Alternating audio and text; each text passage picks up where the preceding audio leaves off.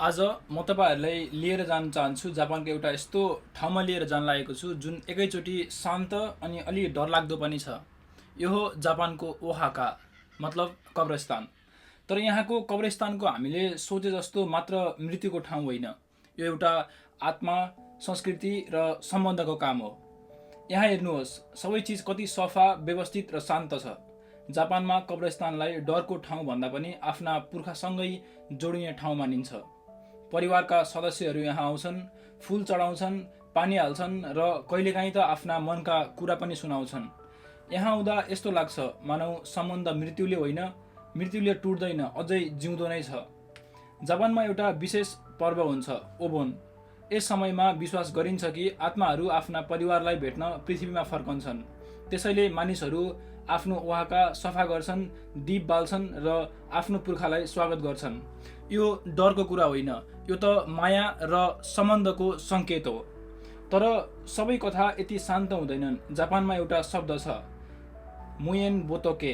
यसको अर्थ हुन्छ त्यस्ता आत्माहरू जसलाई सम्झिने कोही हुँदैन। मानिसहरू भन्छन् यदि कसैको कब्रमा कोही जाँदैन त्यो आत्मा एक्लो हुन्छ, बेचैन हुन्छ र यस्तै कथाहरूबाट जापानका धेरै भूतप्रेतका कथाहरू सुरु हुन्छन्। एउटा पुरानो कथा छ, ओकिकु भनिन्छ।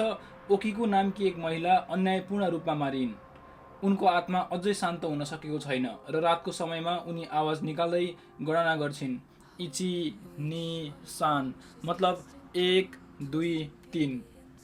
यस्ता कथाहरूले मानिसहरूलाई सम्झाउँछन् कि न्याय, सम्झना र सम्मान धेरै महत्त्वपूर्ण छन्।